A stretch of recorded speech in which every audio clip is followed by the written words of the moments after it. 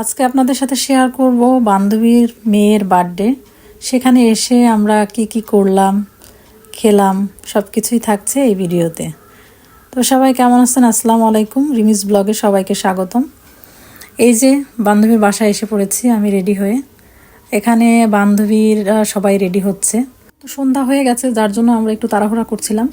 এখন অনেক কাজ বাকি থেকে গেছে। এই যে আমাদের বার্থডে গার্ল, সে অলরেডি রেডি হয়ে গেছে, তাকে আমি রেডি করে দিয়েছি।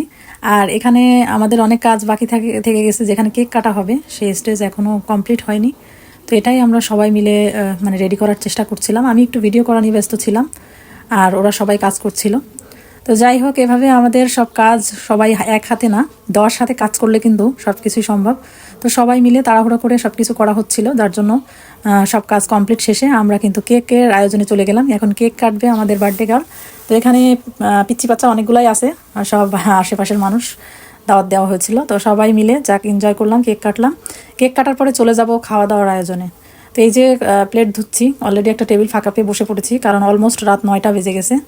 আমাদের সবারই আসলে অনুষ্ঠানটা একটু অন্যভাবে করা, আরও এনজয় করার ইচ্ছা ছিল, কিন্তু সেভাবে পারিনি। সব ফ্রেন্ডরা একসঙ্গে হলে অনেক মজা করতে ইচ্ছা করে, কিন্তু কিছুই করার ছিল না। রাত 9টা, শীতের বেলায় রাত 9টা মানে অনেক রাত। এখনও খেয়ে দিয়ে বাসায় ফিরতে ফিরতে হয়তো অটো পাবো কিনা জানি না।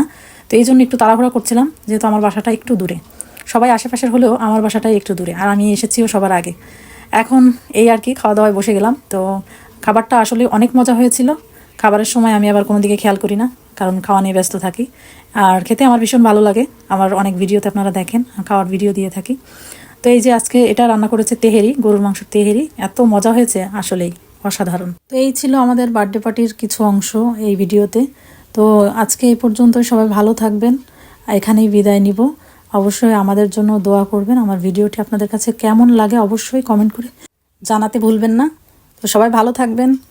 আল্লাহ হাফেজ।